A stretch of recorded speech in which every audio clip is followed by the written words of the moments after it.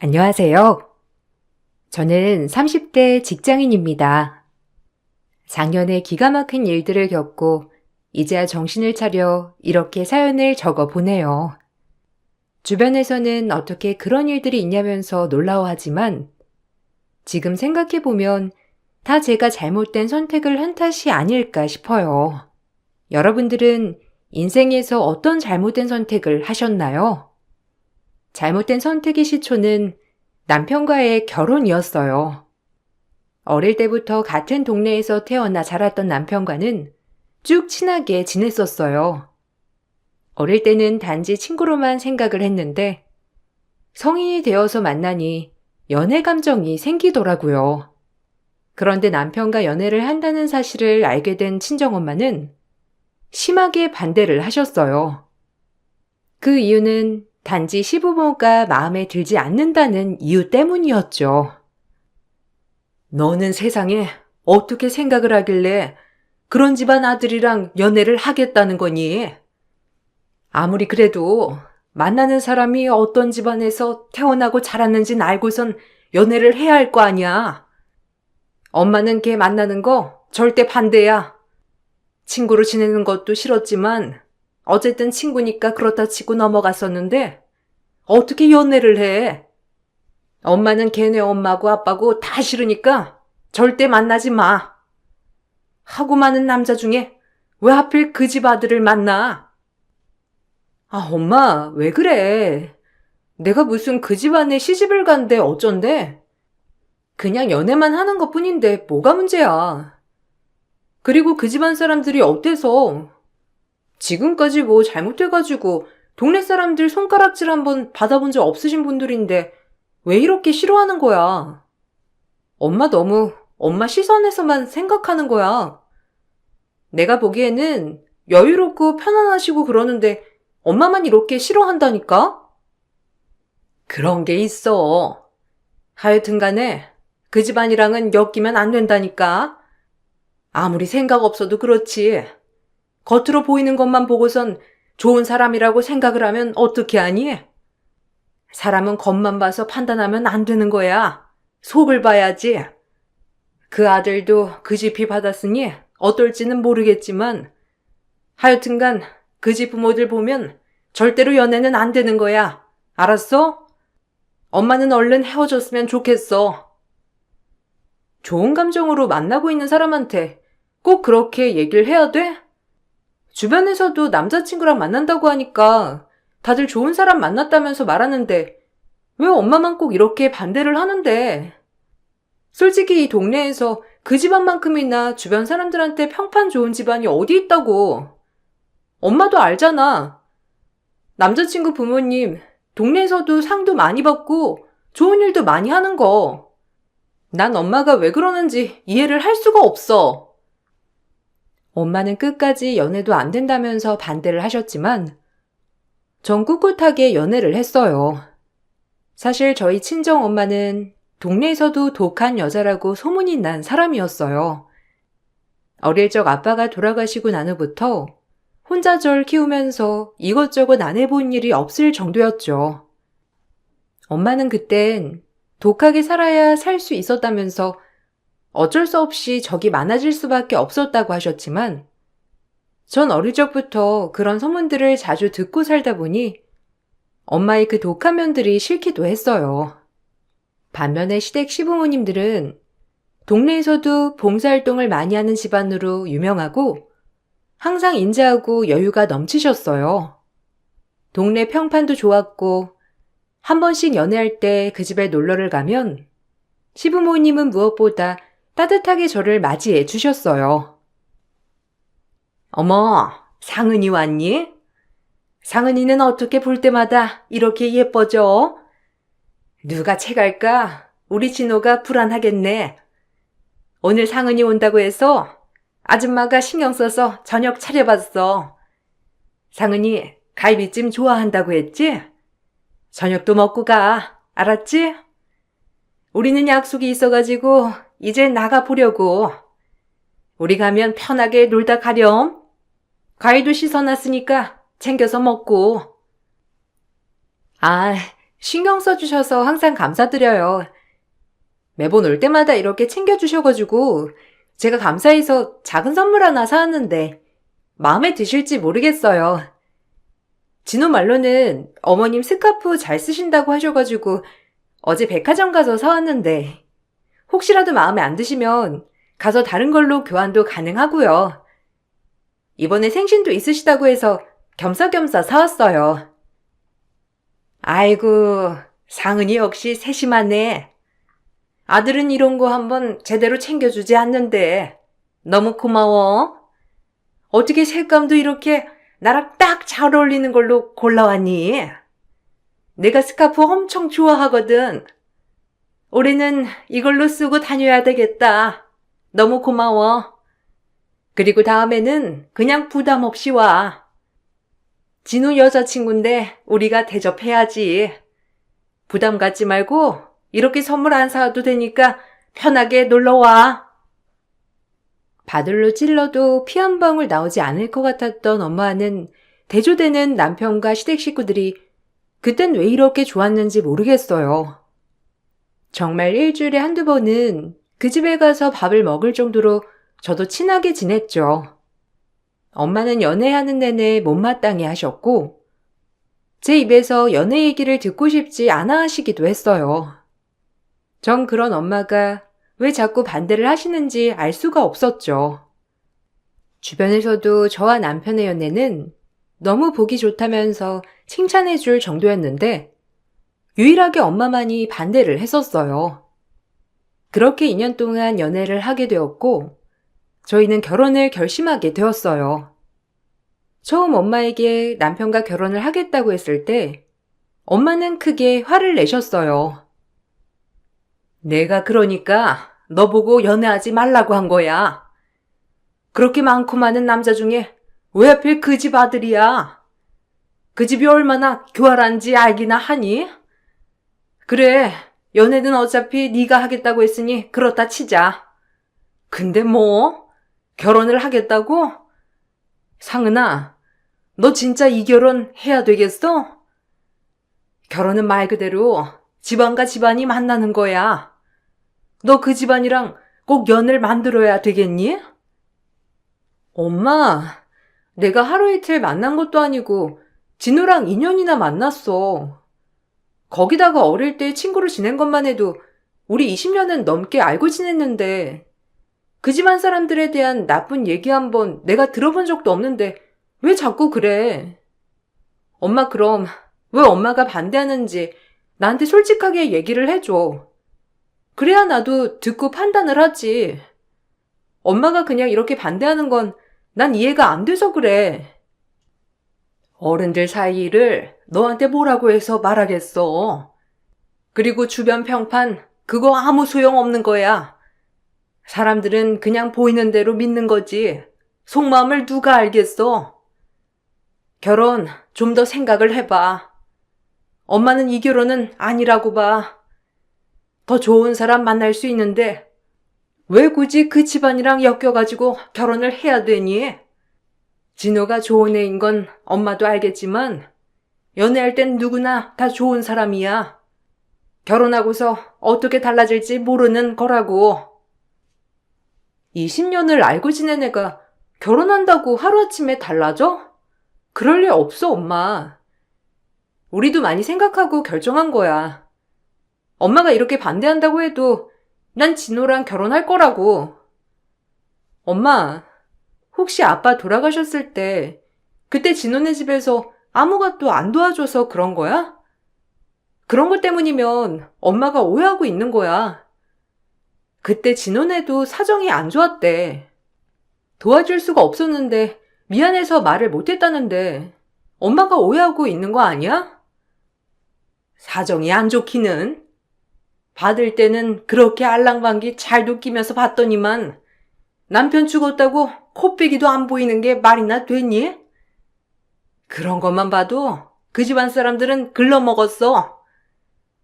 어쨌든 엄마는 그 집안이랑 더 이상 엮고 싶지 않으니까 너도 연애만 하고 결혼은 그만해. 엄마가 충분히 양보해줬어. 연애할 때도 그렇게 반대하던 걸 굳이 만나더니만 결국 결혼을 해야 한다는 거니? 엄마는 절대로 찬성해 줄 수 없어. 사실 엄마와 시댁의 악연은 아빠가 돌아가시면서 시작되었어요. 아빠가 살아계실 때는 양쪽 집안은 동네에서도 친하게 잘 지냈었는데 아빠가 돌아가실 때 시댁에서 아무것도 챙겨주지 않았다며 엄마는 그 집안을 싫어하게 된 거였죠. 전 이 말만 들었을 때는 이해가 되진 않았어요. 그때 당시 시댁도 상황이 좋지 않았고 누군가를 돌볼 수 있는 여력이 되지 않았거든요. 어찌되었든 엄마의 반대에도 불구하고 저는 결혼을 강행했어요. 엄마는 제 고집을 꺾지 못하셨고 결국 허락하셨죠. 결혼을 준비하면서 전 그동안 둘이 모은 돈으로 준비를 하고 싶었고 엄마의 도움은 받고 싶지 않았죠. 그런데 남편의 생각은 달랐어요. 우리 결혼할 때 말이야. 사실 우리가 아직 사회생활한 지도 얼마 되지 않았고 모아둔 돈도 넉넉한 건 아니잖아. 물론 대출을 받으면 좀 더 여유롭게 결혼을 할 수는 있겠지만 앞으로 일이 어떻게 될지도 모르는 거고 아이도 낳아야 하고 그래서 내 생각에는 양가 도움을 조금 받으면 어떨까 싶어서 우리 집에서는 좀 도와주고 싶은 생각이 있는데 어머님께서는 어떠셔? 엄마? 엄마한테는 물어보지 않았는데 난 굳이 우리 엄마한테 도움받고 싶지 않아. 안 그래도 엄마가 결혼하지 말라고 했던 것도 서운한데 그냥 우리 힘으로 결혼 준비하면 안 되는 거야? 다른 사람들처럼 엄청 좋은 집에서 살기는 어렵겠지만 그래도 작게나마 시작할 순 있잖아. 나는 차라리 그게 나을 것 같아. 양가 도움받으면 그만큼 눈치 보이기도 하고. 그런가? 그래도 부모님 생각은 다를 수 있지. 우리 집에서는 아들이 장가 가는데 좀 챙겨줘야 하는 거 아닌가 하셔가지고 너도 그냥 네 생각만 하지 말고 어머님이랑 좀 얘기를 해봐.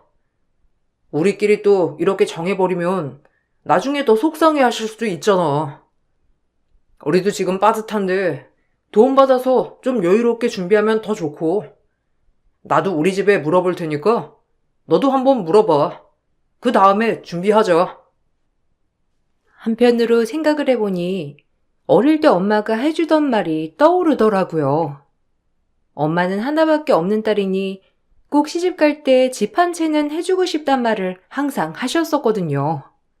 집까지는 아니더라도 결혼 준비를 할 때 뭔가 생각을 하시는 건 아닐까 싶어서 엄마에게 물어봤던 적이 있었어요. 그런데 엄마의 반응은 차가웠죠. 그 집에 시집 가는 것도 모자라가지고 그 집에 가지고 갈 돈까지 싸달라고 하는 거니? 너는 진짜 엄마가 하지 말라는 것만 골라서 하고 있어. 네가 알아서 결혼 준비한다고 했으니까 끝까지 네가 알아서 준비해야지. 너한테 결혼할 때 주겠다고 한 집이며 돈은 다른 사람이랑 했을 때 얘기고 이제는 너한테 줄 돈은 하나도 없어. 어떻게 엄마 마음에 하나도 들지 않는 집안이랑 결혼하면서 그런 소리가 나와. 엄마, 내가 무슨 집이며 돈이며 해달라고 했어? 그냥 엄마 의견을 물어봤잖아. 엄마도 나 결혼한다고 하면 뭐 생각을 하고 있을 수도 있으니까 내가 말하는 거야.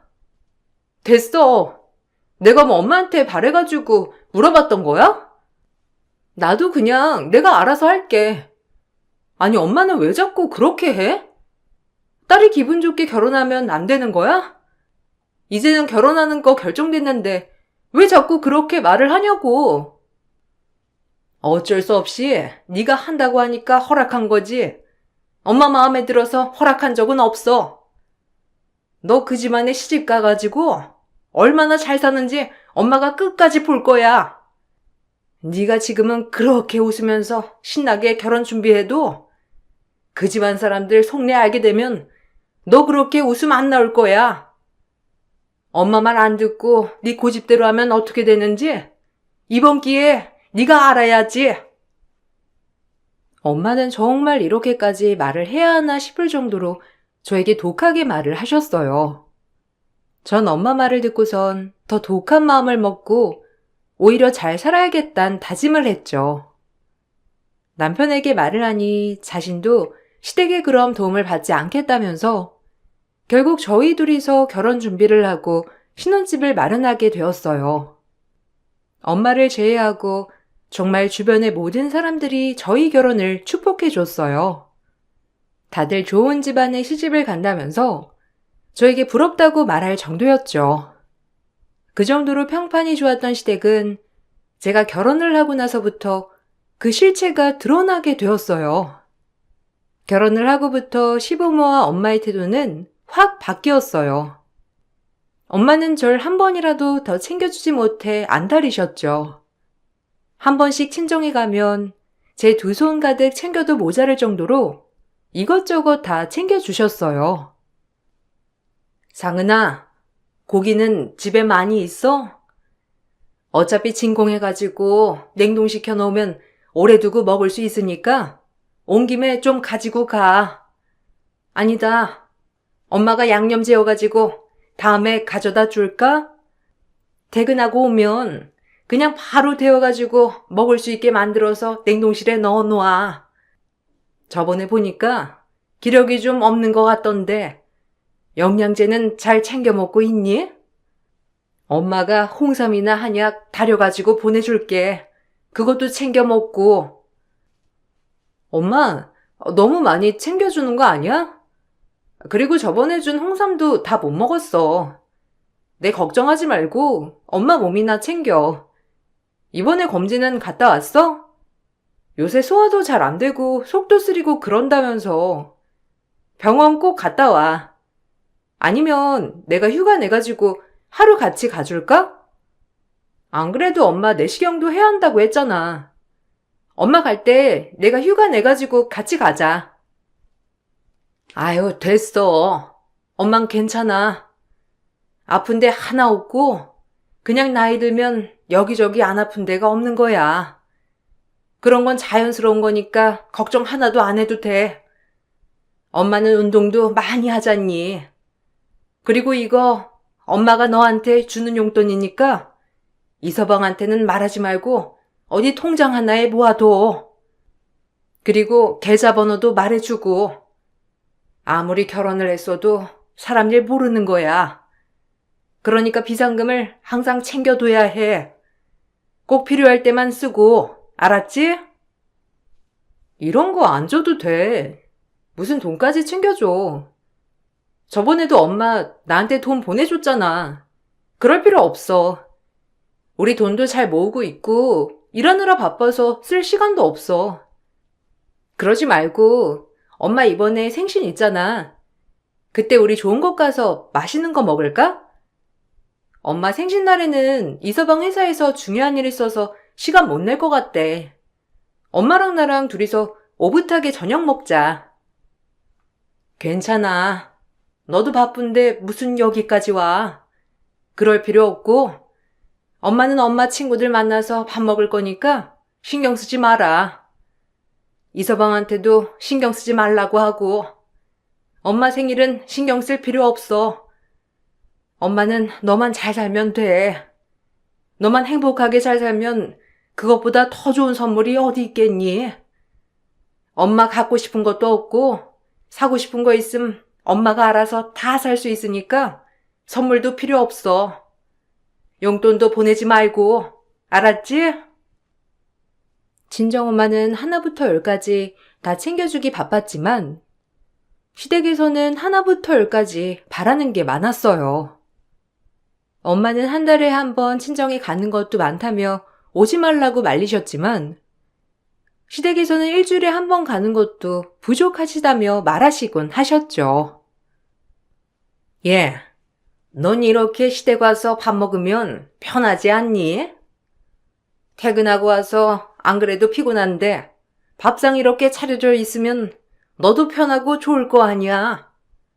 그러지 말고 이번에 전세 계약 끝나면 우리 집 와서 같이 사는 건 어떠니?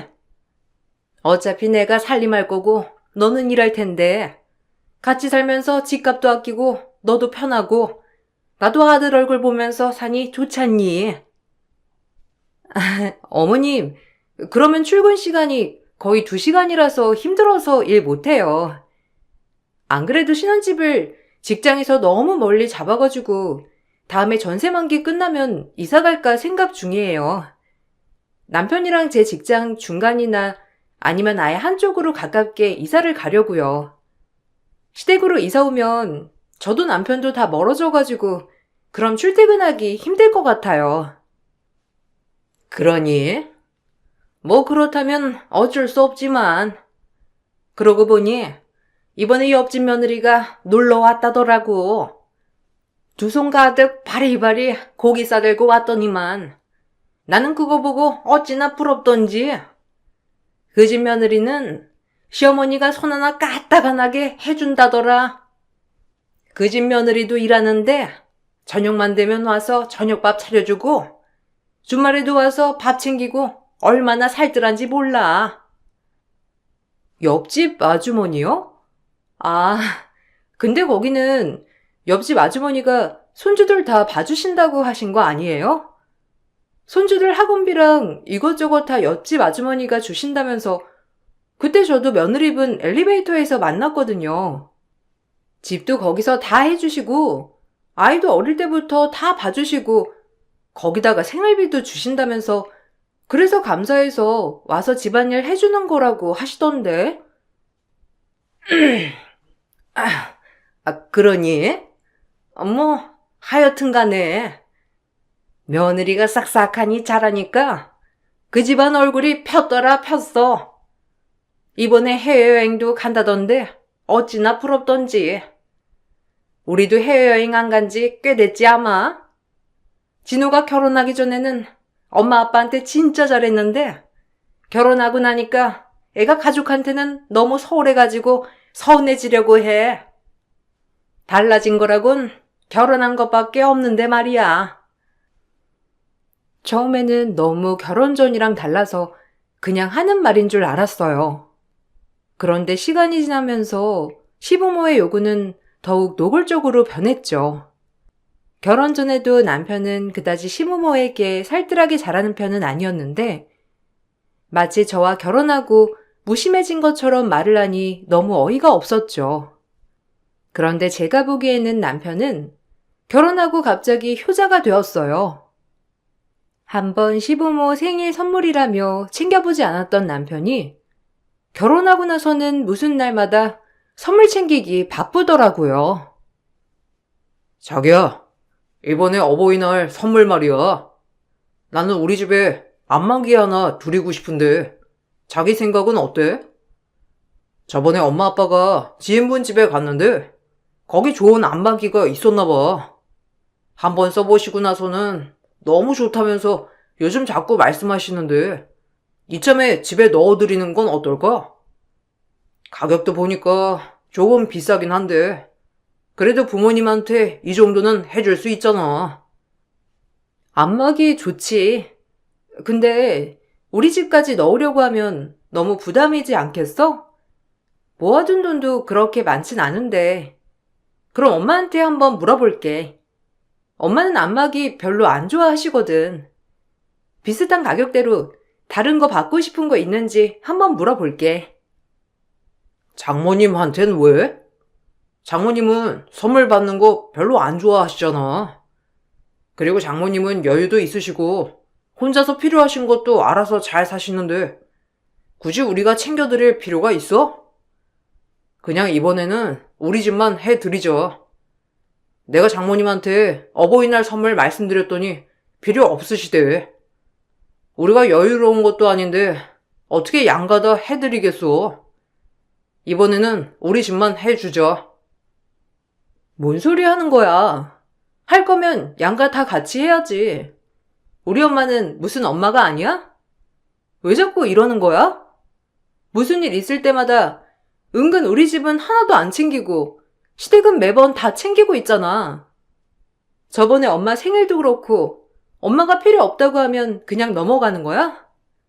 그러면 시댁에도 똑같이 안 챙겨야지. 이런 경우가 어디 있어? 이번에 똑같이 챙길 거 아니면 난 못 챙겨.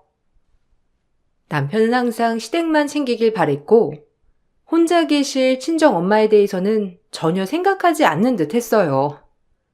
거기다가 친정 엄마는 결혼하고서는 시댁 집안에 대해서 나쁘게 말한 적이 한 번도 없었는데 시댁에서는 결혼 후 저희 엄마에 대해서 아무렇지 않게 언급을 하시더라고요. 네 엄마가 얼마나 독했는지 아니? 아이고, 내가 그때 한번 잘못해가지고 지금까지 네 엄마한테 그런 소리 들으면서 사는 거 아니니? 솔직히 그때야 다들 힘들고 어려운 시기인데 어떻게 도와줄 수 있었겠냐고. 네 아빠 돌아가셨을 때 그때 안 간 거 가지고 아직도 두고두고 주변에 욕하면서 다니는 거 내가 모르겠니? 그래도 이제는 사돈 됐으니까 속에 묻어두고 사는 거지. 솔직히 나라고 할 말이 없었겠어? 그래, 사돈이 좀 너무하시긴 했지. 내가 상은이 네 아빠랑 친하게 지내기도 했지만 그래도 내가 해준 것도 많았는데 고작 장례 한번 안 간 거 가지고 결혼도 반대하고. 솔직히 나도 너희 집안이랑 엮이는 거 원하지 않았어. 이제 와서 하는 얘기지만 그래도 아들이 좋다고 하니까 그래서 허락을 해준 거지. 그런데 네 엄만 끝까지 반대하지 않았니? 난 그거 두고두고 서운하다. 엄마가 좀 심하게 반대를 하시긴 했어도 지금은 너무 좋아하세요. 남편도 좋아하시고 엄마가 혼자셔서 아마 제가 시집 가는 게 아쉬우셔가지고 그러셨나 봐요. 아빠 돌아가시고 나서 혼자 저 키우셨잖아요. 지금도 혼자 아이 키우는 거 쉽지 않은데 그때면 더 힘들고 외로울 때죠. 그렇다고 하더라도 네 엄마는 너무 독했어. 결혼할 때 다들 나한테 뭐라고 했는지 아니? 어떻게 그런 독한 집안 아이랑 결혼을 시키냐면서 그러더라. 솔직히 그런 얘기 듣고 기분 좋을 사람이 어디 있니? 그래도 난 너 받아들였잖니. 우리 아들이 아까워도 너 그냥 받아들였어. 그러니까 잘해. 우리가 얼마나 마음을 넓게 썼는지 그거 알면 너 이렇게 오는 거 엄청 부족한 거 알지?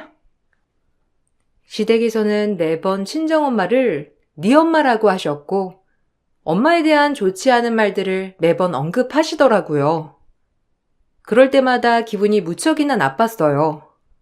결혼하고서 갑자기 달라진 시부모님의 태도에 전 너무 당황스럽기도 하더라고요. 그래서 그런가 매번 시댁에 다녀오고 나서는 몸살이 심하게 오곤 했어요. 언젠가는 엄마가 걱정돼 신혼집에 찾아온 적도 있었어요. 집이 작기도 하고 오래되어서 낡은 부분들도 많았는데 엄마가 그걸 보시고서는 너무 마음 아파하셨죠. 전세 계약 언제 끝나니? 그때 엄마가 이사 가는 거 도와줄게. 아이고, 내가 진짜 내 고집만 부려가지고 우리 딸이 이렇게 아플 줄도 모르고 아이 낳고 나중에 편하게 살려고 하면 좀 큰 집으로 이사 가는 게 좋지 않겠어? 전세 계약 내년까지만 살면 만기라고 했지? 차라리 그때 쭉 살 집으로 사는 게 낫겠어. 그때는 엄마가 도와줄 테니까 아예 집 살 생각으로 지금부터 알아봐. 엄마가 돈이 어디 있다고. 괜찮아. 그냥 우리 여기 한 번 더 연장하고 다음에 돈 좀 모아서 이사 가려고. 보기에는 좀 낡고 그래도 살만해. 아직 우리 아이 낳을 생각도 없고. 해봤자 한 3년 정도 뒤에나 계획하고 있으니까 지금 당장은 불편한 거 없어. 괜히 엄마 걱정하게 여기 오라고 했나 보다. 엄마 근데 우리 여기 구하면서 대출도 없고 그냥 잘 구했어. 장하네 우리 딸. 알아서 이렇게 결혼 준비도 잘하고. 그래도 엄마가 좀 도와줬으면 더 편하게 살았을걸. 이렇게 잘 살 것을 엄마가 왜 그렇게 고집 부렸나 모르겠네. 미안하다 우리 딸. 엄마가 그래도 하나밖에 없는 딸한테 집 한 채 해주고 싶다고 했잖아. 다음에는 연장하지 말고 엄마가 집 해줄 테니까 알아봐. 그 정도는 해줄 수 있어. 엄마가 독하게 돈 모은 거 알지? 그거 엄마 노후 자금으로 써. 나도 이제 결혼했고 남편이랑 알아서 살아야지.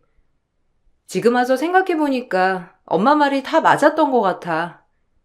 엄마가 사람은 기가 막히게 잘 보는 게 많네. 시댁에서는 맨날 바라기만 하고 요구하는 것만 많은데 엄마는 항상 내 걱정만 하고 내가 미안해. 엄마 말을 들었어야 하는 건데. 누구나 결혼하면 시댁 식구들이랑 한 번씩 그럴 때가 있는 거야. 엄마도 다 겪었던 일이고 다른 사람들도 다 겪어. 사돈댁이 이상해서 그런 게 아니라 누구나 다 겪는 일이니까 너무 그렇게 생각하지 마라. 사람을 너무 미워하면 안 되는 거야. 엄마도 지금 와서 생각해보면 너무 미워했나 후회되고 그렇거든. 엄마가 너무 독한 엄마라서 미안해, 우리 딸. 결혼을 하고 나서 전 조금씩 엄마를 이해하기 시작했어요. 남편은 결혼 후에도 철없이 미혼일대처럼 행동을 하더라고요. 밖에서 돈 쓰는 것만 알고 저축할 줄은 모르고 저만 스트레스를 받았죠. 여기에 자식까지 있으면 얼마나 답답할까 싶었는데 생각해보니 엄마는 저와 같은 나이일 때 혼자서 자식까지 건사하면서 살았으니 얼마나 마음을 독하게 먹어야 했을까 싶더라고요. 그동안 왜 엄마 말을 제대로 듣지 않았나 너무 후회가 되었어요. 이런 후회로 제가 벌을 받는지 엄마가 크게 아프시게 되었어요. 몸이 좋지 않아 검진을 받았는데 3개월도 남지 않았다고 하셨죠. 희망을 놓지 않고 치료를 받았지만 결국 엄마 몸은 좋아지지 않았어요. 3개월을 요양병원에서 계셨고 전 매일매일 병원을 방문하면서 엄마를 지켰죠. 엄마는 돌아가시기 전까지도 저에게 미안하다고 하셨어요. 좀 깊은 후회와 미안함으로 엄마를 보낼 준비를 했고 결국 엄마는 요양병원에서 돌아가셨어요. 돌아가시는 날 전 남편에게 연락을 했죠. 장모님 돌아가셨어? 아니, 나 엄마 아빠랑 결혼기념일로 여행 왔잖아. 장모님 며칠 전까지는 괜찮다고 하신 거 아니야? 이렇게 갑작스럽게 돌아가시면 어차피 우리 가도 뭐 별거 할 건 없지? 장모님이 장례는 그냥 가족장으로 하시고 싶으시다고 했잖아. 누가 오실 것도 아니고 조문객이 없으니까 그냥 발인 날에 우리 올라갈게. 비행기표도 알아보니까 없더라고. 어떻게 그럴 수 있어? 당신 장모님이야. 당장 어떻게든 올라와. 어머님, 아버님 같이 오시기 어려우면 당신이라도 지금 당장 와. 비행기가 없으면 배라도 타고 올 수 있을 거 아니야. 엄마가 당신한테 하고 싶은 말 있다고 했잖아. 내가 여행 가지 말라고 여기 오라고 했는데 당신 굳이 그 여행을 갔어야 했어? 이미 지나간 거 그냥 넘어간다 치더라도 장례는 와야지. 당신이 사위인데. 그럼 어떡해? 일정 다 취소하고 거기 가? 어차피 가도 조문객도 안 받는다며. 누가 오면 내가 가서 상주로서 있을 수도 있겠지만 어차피 아무도 안 올 거 가서 가만히 우두커니 거기 지키고 있어? 가도 내가 할 거 아무것도 없어. 내가 자식도 아니고 사위인데 뭘 할 수 있겠어? 그냥 엄마 아빠 이번 여행 때문에 일정도 다 취소하고 맞춘 거니까 내일이면 끝나니 내일 발인식에 갈게. 알았지? 남편은 비행기 표가 없다는 이유로 오지 않았고 결국 친정엄마 발인식 날까지도 비행기 표가 없다면서 시부모 남편은 끝끝내 나타나지 않았어요. 장례가 끝나고 나서 저는 엄마가 혼자 사는 집 정리를 했어요. 엄마는 제 결혼식 날 둘이서 찍었던 사진을 TV 앞에 인화해 액자에 넣어 놓더라고요. 생각해보니 엄마와 가족 사진 하나 찍어둔 게 없구나 싶어서 한참을 끌어안고 울었죠. 남편과 앞으로 어떻게 할지 생각할 틈도 없이 슬퍼했고 엄마의 유품들을 하나하나 정리했어요. 엄마의 유품이 어느 정도 정리가 되었을 때쯤 시댁에서 오라고 부르더라고요. 이제는 좀 정신이 차려지니? 아무리 그래도 산 사람은 살아야지. 네가 그렇게 정신을 놓고 있으면 어쩌겠다는 거야? 아들이 요 며칠 밥도 제대로 못 먹고 빨래도 하루 종일 쌓여 있다고 하던데. 아무리 힘들어도 네가 엄마 돌아가시기 전에 마음을 굳게 먹었어야지. 이렇게 정신을 놓고 살면 어쩌니? 어쨌든 네 엄마 그래도 지금까지 악착같이 살아왔는데 남겨둔 거 좀 있지 않아? 무슨 소리 하시는 거예요? 엄마 돌아가신 지 한 달도 안 됐어요. 그리고 발인식에는 아예 얼굴도 안 비치셨으면서 그런 말을 그렇게 쉽게 하실 수가 있으세요? 엄마 남겨둔 거는 왜 궁금하신데요? 그런 건 궁금하시고 저희 엄마 어떻게 가시었는진 궁금하지 않으세요? 당신 왜 엄마한테 뭐라고 해? 아직도 슬퍼? 엄마, 이해해. 이 사람은 장모님 돌아가시고 지금 제정신 아니야. 가서 장모 물건만 끌어안고 하루 종일 운다는데 뭐 제정신이겠어? 그러고 보니 장모님 열심히 내신다던 보험 그거 정리했어?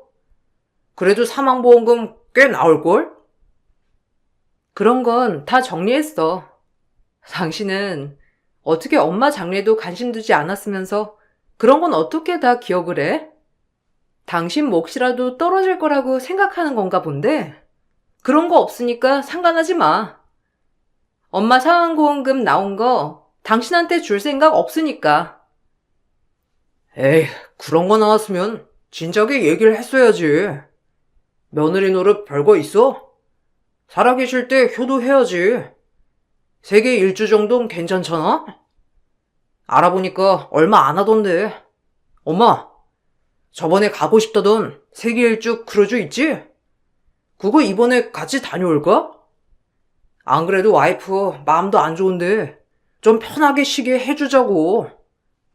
당신은 우리가 없어요. 마음 정리도 하고 편하지? 우리 셋만 비용 처리해줘. 우리가 이럴 때 당신 앞에서 싹 사라져가지고 편하게 쉬게 해줄 테니까. 어머, 나야 좋지.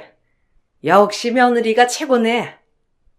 아들 밥 못 챙겨줬다고 하길래 내가 오늘 너 불러가지고 혼쭐을 내주려고 했는데 엄마 돌아가시고 아직 마음 정리가 안 됐다고 하니까 우리가 크루즈 가가지고 너 편하게 마음 정리하게 해줄게. 크루즈 보내준다고 하면 화 풀어야지.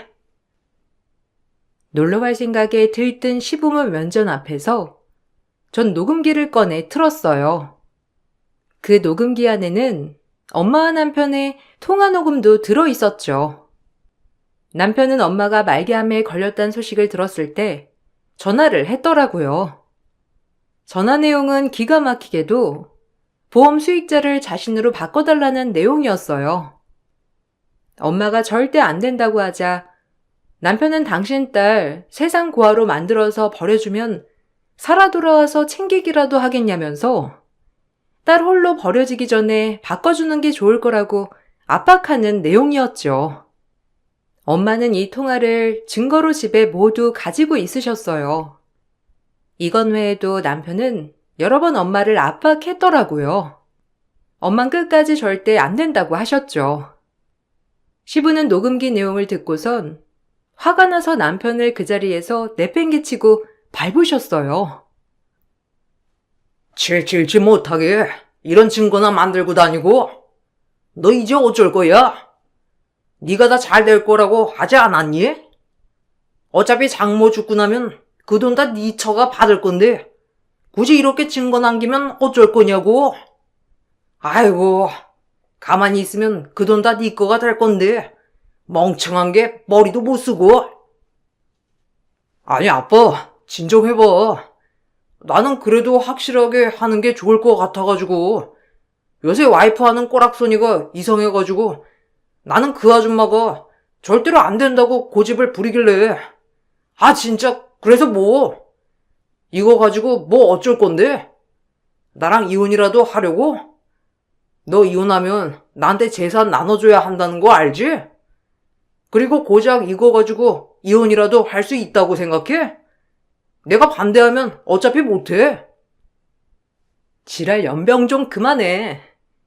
거지가 따로 없네. 엄마가 죽기 살기로 내 결혼 반대한 이유가 이런 거였어. 니들 집안 꼬락서니가 거지가 따로 없어서. 내가 요즘 죽을 만큼 후회하는 게 뭔지 알아? 너랑 결혼한 거. 너 딸이랑 결혼해가지고 엄마 마음에 비수 꽂은 거. 엄마 말을 그때 왜 안 들어가지고. 이거 말고 증거는 차고 넘치니까 두고 봐. 재산 분할? 어디 가지고 가고 싶으면 얼마든지 가지고 가봐. 남편은 그동안 엄마에게 해줬던 거라며 긁어 모아 재산 분할을 주장했어요. 엄마에게 이만큼 잘했으니 장모가 남긴 재산을 자신에게 분할해 줘야 한다고 주장을 했던 거죠. 그렇지만 남편이 주장한 건 거의 쓸데없는 일이었고 사실도 아니었어요.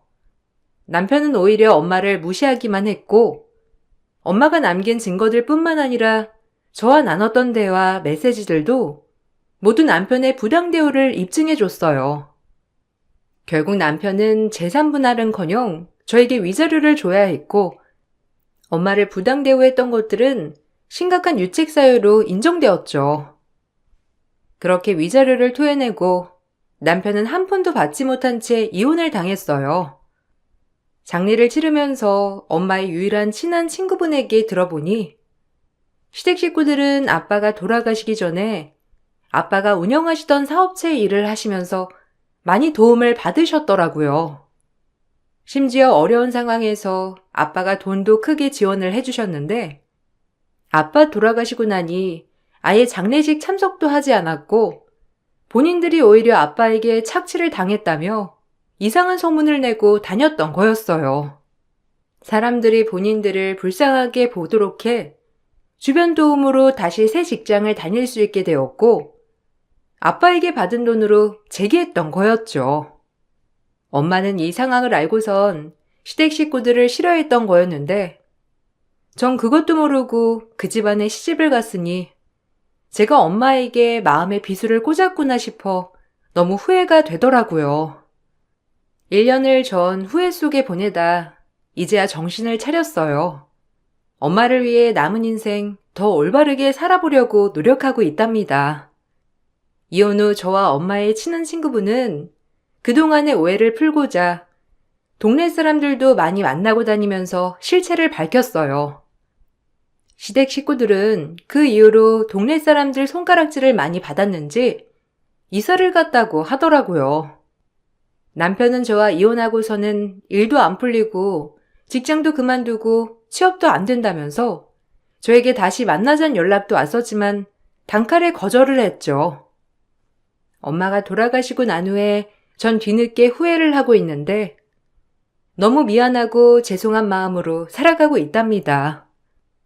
아빠뿐만 아니라 엄마 재산으로 호요식하려던 시댁 식구들은 결국 그동안 쌓았던 평판도 모두 무너지게 되었네요. 자식도 일이 잘 풀리지 않으니 이 정도면 벌을 받았나 보다 싶어요. 전 앞으로 더 꿋꿋이 살아가 보려고요. 엄마가 평생 사셨던 그 집에서 엄마를 그리워하며 열심히 살아보려고 합니다. 제 사연 들어주신 분들께 감사의 말씀 드려요. 여러분들도 항상 가족들과 주변 사람들과 많은 추억 쌓으시길 바랄게요. 안녕하세요. 저는 40대 중반 여자입니다. 최근에 동서와 불미스러운 일이 생겨 이렇게 사연을 신청하게 되었는데요. 다시 좋은 관계를 유지하면 안 되냐고 저에게 애원을 하고 있는 중이라 현명한 판단을 하기 위해 이렇게 글을 쓰게 되었습니다.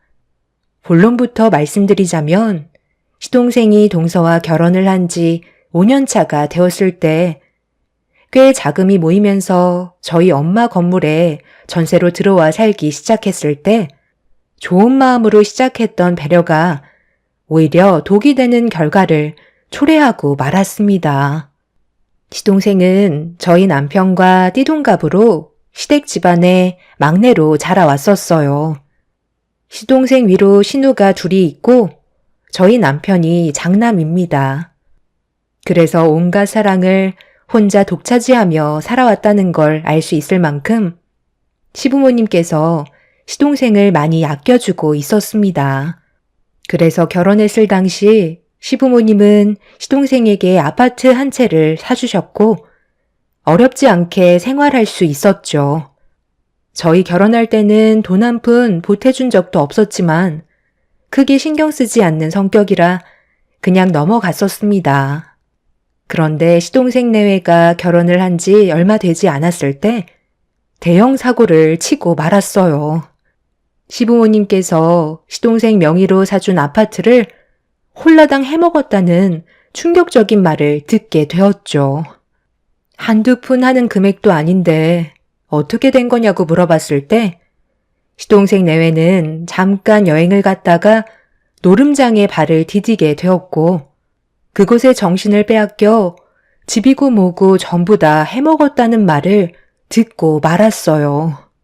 처음에는 재미로 호기심에 시작했던 게 자신들도 모르게 이미 건널 수 없는 강을 넘어버렸다면서 눈물을 흘리며 시부모님께 용서를 구했지만 한평생 힘들게 모은 돈들이 한순간에 사라져 버렸기 때문에 시부모님의 분노는 하늘을 찔렀고 그날 같이 세상 떠나자는 말까지 나오면서 엄청난 난리가 났던 사건이었죠.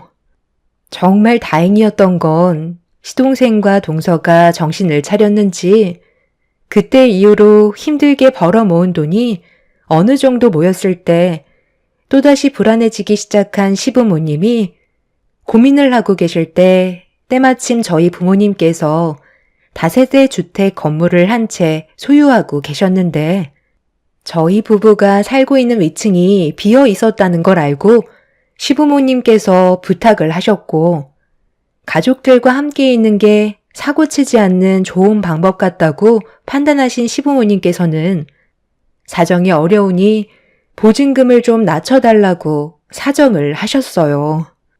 그렇게 친정 부모님께서 사정을 봐주셔서 시동생 내외는 저희 집 바로 2층에서 시세보다 저렴하게 전세로 들어와 살게 되었던 거죠.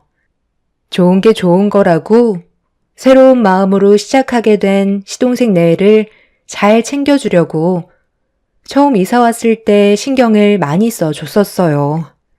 그런데 호의가 계속되면 당연한 권리라고 생각하게 된다는 게 문제였던 거죠.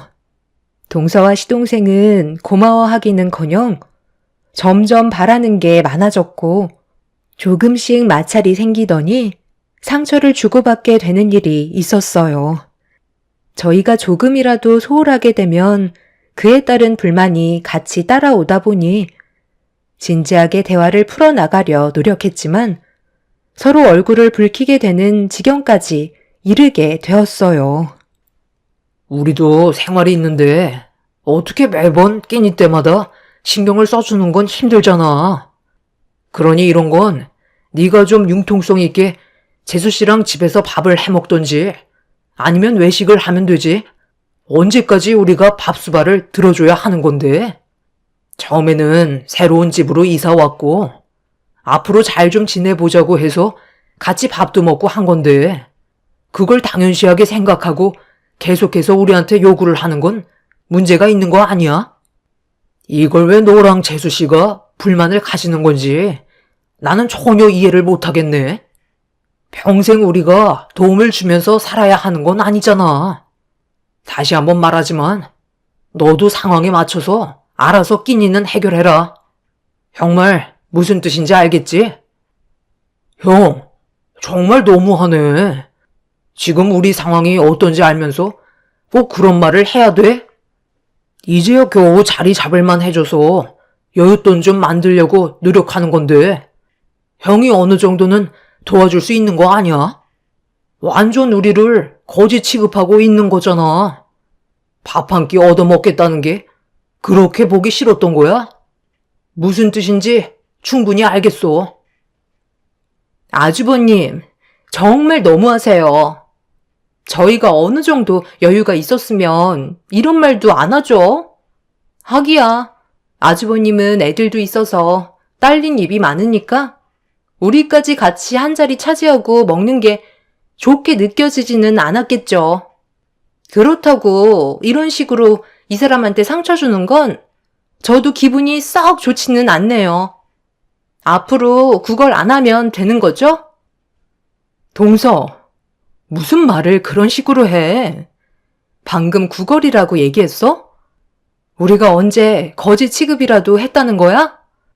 뭐라도 부족할까봐 우리는 그래도 가족이니까 신경 써준 건데 그걸 당연시하게 생각하고 있다는 게 지금 문제거리가 되는 거잖아. 우리가 볼 일이 있어서 밖에서 먹고 들어왔는데 그걸 불만 삼고 지금 이 시간에 밥을 차려달라는 게 맞는 거야? 여태까지 기다릴 시간에 나한테 전화 한 통이라도 하던가 아니면 서방님이랑 근처에서 저녁 먹고 들어오면 되는 건데 지금 그걸 이 사람이랑 내 탓으로 돌리면 우리가 얼마나 어이가 없는지 알아? 우리가 남도 아니고 한 건물에 같이 사는 가족이니까 같이 식사할 수 있는 시간이 맞으면 함께 하는 거지. 그걸 당연시하게 생각하고 우리가 무조건 베풀어야 한다는 건 문제가 있는 거라고. 내 말 무슨 뜻인지 이해했어? 이 정도 얘기했으면 충분히 알아먹었을 거라고 생각하는데 앞으로 식사 자리에 부를 일은 없을 것 같으니까 알아서들 챙겨 먹어. 한두 살 먹은 나이도 아니면서 그 정도는 할 수 있잖아. 처음 몇 번 함께 식사한 적이 있었는데 겨우 자리를 잡은 시동생 내외는 저희가 계속해서 낀 일을 해결해 줄 거라고 생각했는지 같이 할 수 없는 상황이 생겼을 때 그걸 문제 삼고 있었고 저도 상당히 당황스러워 무슨 말을 해야 할지 몰라 머릿속이 하얗게 변해버렸었죠. 그날 이후로 시동생 내외와 저희 부부의 관계에 금이 가기 시작했고 한 건물에서 사는 게 불편해질 정도로 안 좋은 감정들이 쌓이고 말았어요. 남편은 신경 쓰지 말라고 했지만 한 건물에서 생활하다 보니 동서와 마주치게 되는 일이 많다 보니 마찰도 잦았고 서로 상처되는 말을 주고받을 때도 있었죠. 그렇게 위태로운 관계를 유지하며 지내던 어느 날 장을 보고 들어가려 하는데 동서가 외출을 하려고 내려오다가 저와 딱 마주치게 되었죠. 그런데 굳은 얼굴 표정으로 저에게 갑자기 한마디를 하더라고요. 형님, 제가 정말 참고 있다가 이건 아닌 것 같아서 한마디 해야 될 것 같아요.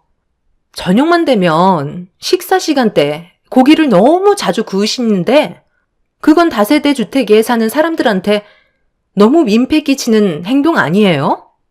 저는 형님 바로 윗집이라 냄새가 그대로 올라온다고요. 창문을 닫아놔도 냄새가 들어오는데 얼마나 곤욕스러운지 아세요? 웬만하면 고기는 나가서 드시고 오는 게 좋을 것 같은데요. 저희가 왜 형님 때문에 피해를 봐야 하는 거죠? 한 건물에서 같이 살면 서로 예의 정도는 지켜주셔야 할 것 같아요. 한 번 들어온 냄새가 잘 빠지지도 않는다고요. 저도 웬만하면 그냥 넘어가려 했는데 툭 하면 고기 냄새 피우고 있잖아요. 솔직히 저희는 전세 살고 있지만 형님은 월세 살잖아요. 그만큼 형편도 좋지 않으면서 집에서 꼭 고기를 구워 드셔야겠어요? 뭐라고? 지금 말 다 했어? 그러니까 우리가 월세를 살아서 고기를 구우면 안 된다는 거야? 나랑 뭐 하자는 건데? 전세를 살고 있는 동서는 고기를 구워도 되고 나는 월세를 살고 있으니까 집에서 고기는 구우면 안 된다는 그런 말도 안 되는 법은 누가 정한 건데? 우리가 식사 초대를 하지 않았다고 지금 이러는 거야? 형님이 잘 생각을 해보세요. 툭 하면 고기를 구우시는데 냄새가 전부 위층으로 올라오잖아요. 얼마나 곤욕스러운지 아세요? 그렇다고 우리를 초대하는 것도 아니잖아요? 냄새만 풍기는 게 기분이 얼마나 불쾌한데요. 그러니 앞으로 웬만하면 고기는 식당에서 드셨으면 좋겠어요. 아시겠죠? 우리야 전세를 사니까 지출되는 돈이 적지만 형님은 월세 사시니까 고정적으로 나가는 돈이 꽤 되는데 배에 기름칠할 정도의 여유는 있으신가 봐요. 원래 사는 게 천박할수록 사치를 많이 부린다고 하지만 뭐든 적당히가 좋은 거예요. 그렇게 먹어대시니까 살이 급격하게 늘어나셨잖아요. 제가 오늘은 그냥 넘어가겠지만 다음부턴 위층에 살고 있는 저희를 생각해서라도 앞으로는 조심해줬으면 좋겠어요. 저희는 전세 사는데도 남한테 피해를 주지 않잖아요. 동서의 태도에 어이가 없어서 입을 다물지 못했어요. 한두 살 나이 차이가 나는 것도 아니고 저와 띠동갑인 동서가 버릇없이 행동하는 모습이 제 속을 끓게 만들었고 이대로는 그냥 넘어갈 수는 없을 것 같아 다시 집으로 돌아오면 그때 한 소리 해야겠다 싶었습니다. 맨날 고기를 구워 먹는 것도 아니고 한창 성장기인 아이들을 위해서 저도 최대한 식단에 신경을 쓰기 때문에 고기 반찬이 자주 올라가는 편인데 그걸 저한테 불만을 털어놓는다는 게 기분이 좋지는 않았어요. 후드를 틀어놨어도 환기를 시키려고 창문을 열어놓긴 했었지만 제 집에서 고기 하나 제대로 구워 먹지도 못한다는 게 상당히 당황스러웠죠. 살면서 이런 말을 들어본 적도 처음이었고 예의 없게 저에게 얼굴을 붉히면서 한 번만 더 고기를 굽게 된다면 그냥 넘어가지 않을 거라고 경고하는 동서의 태도가 제 속을 끓게 만들었습니다. 월세 살면 고기를 구우면 안 되고 전세 살면 상관없다는 이상한 논리를 꺼내는 동서의 지능 수준이 너무 낮아 보여 한숨밖에 안 나왔어요. 바쁘지 않았다면 당장 그 자리에서 한마디 했을 텐데 아이들도 집에 들어올 시간에 남편도 퇴근을 해야 돼서 서둘러 저녁 준비를 해야 했던 터라 저를 밀치면서 건물 밖으로 나간 동서를 쳐다만 보고 있었네요. 한 번만 더 예의 없는 태도를 보인다면 그땐 저도 그냥 넘어가지 않겠다고 분노를 삭히며 집으로 들어왔어요. 한참 동안 화가 가라앉지 않아 찬물을 들이킨 뒤 흥분한 마음을 진정시키고 있었죠. 저희가 돈이 없어서 월세로 사는 게 아닌 부모님 용돈도 챙겨드려야 하니 겸사겸사 월세 포함해서 좀 더 얹어드리다 보니 그냥 월세로 사는 건데 그걸 동서는 제가 집안 형편이 어려워서 월세 사는 걸로 착각하고 있었습니다. 남편한테 제가 겪었던 상황을 풀어놓게 된다면 집안이 휘청거릴 정도로 난리가 날 것 같아 나중에 동서를 따로 불러 조용히 처리해야 될 것 같았지만 이 문제에 대해 남편은 어떻게 생각하는지 미리 파악하는 게 중요할 것 같아 동서가 했던 말에 대해 남편은 어떻게 받아들일지 드러나 보고 싶었어요. 당신은 집에서 고기 굽는 거에 대해 어떻게 생각해? 남들한테 피해를 주는 행동인 것 같아? 만약에 우리가 집에서 고기를 구웠는데 냄새가 바로 위층으로 올라가게 되면 그 냄새를 맡고 싶지 않을 때도 있잖아. 그럴 때 우리가 윗집에 피해를 주게 되는 걸까? 그렇다고 집에서 고기를 굽는 사람들이 없진 않잖아. 집에서 고기 굽는 게 뭐가 어때서? 남들 다 집에서 고기 구워 먹잖아. 남 눈치 보는 것 때문에 내 집에서 고기도 굽지 못하는 거야? 그건 좀 아니지 않나? 오히려 생선이 더 냄새가 심하게 올라올 것 같은데? 그리고 연기 자체가 공기보다 무겁기 때문에 위층에서 고기를 굽는 게 오히려 아래층으로 더 많이 내려올 텐데. 다세대 주택에서 살면 여러 가지로 서로 조심해야 될 부분들이 많긴 하지만 고기 굽는 것 때문에 피해를 준다고 생각해 본 적 단 한 번도 없는데. 그런데 갑자기 그건 왜 물어보는 거야? 무슨 문제라도 있었어? 아니면 그냥 궁금해서 물어본 거야? 어찌됐든 나는 크게 상관없다고 생각해. 그런 거 일일이 따지고 들 거면 차라리 문제를 제기한 사람이 단독주택으로 이사를 가면 되는 거잖아? 함께 살면 여러 가지로 서로 이해하고 배려하면서 살아가는 거야. 남편도 크게 문제가 되지 않는다고 생각하고 있었어요. 혹시나 해서 다른 지인들한테도 물어봤는데 그런 건 생각해 본 적 단 한 번도 없었다면서 오히려 그런 말을 한 사람을 이상하게 여기고 있었죠. 다른 사람들이 동서와 같은 의견이었다면 제가 문제를 만들었다고 판단하겠지만 모두가 크게 피해줄 일은 아니라고 했기 때문에 동서의 행동을 받아들이는데 어려움이 많았었죠. 오히려 피해를 받는 건 저희였어요. 위층에서 시동생과 동서가 둘 다 베란다에서 그것을 피우기 때문에 창문을 닫아도 냄새가 집안에 들어올 때가 많았죠.